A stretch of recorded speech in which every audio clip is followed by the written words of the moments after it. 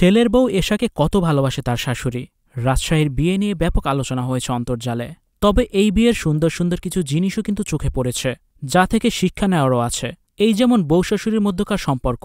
এশা যেন ছেলের বউ না, নিজের মেয়ের মতো। নিজের মেয়ের মতোই ভালোবাসায় ঈশাকে জড়িয়ে রেখেছেন তার শাশুড়ি। ঈশাকে আদর করে চুমু খাচ্ছেন। বধূ সাজে ঈশাকে দেখার পর তিনি তো খুবই খুশি হয়েছেন। যে ভিডিওটি এখন সোশ্যাল মিডিয়ায় ব্যাপক আলোড়ন তুলেছে। বউ শাশুড়ির সম্পর্ক তো এমনই মধুর হওয়া উচিত, কিন্তু আশেপাশে কি এমন সম্পর্ক আপনি বা আমরা কেউ দেখতে পাই?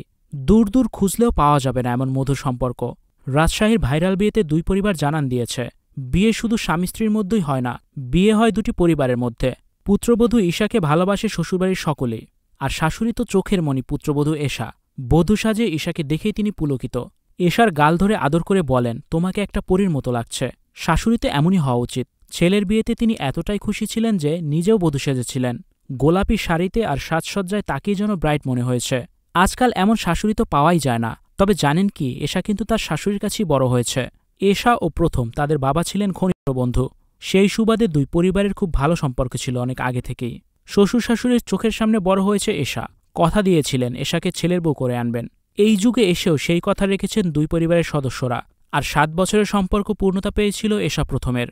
ভিউয়ার্স, এশা ও তার শাশুড়ির সম্পর্ক দেখে আপনাদের কাছে কেমন লেগেছে কমেন্টস করে অবশ্যই জানিয়ে দিন। আর ভিডিওটি দেখার জন্য আবারও ধন্যবাদ।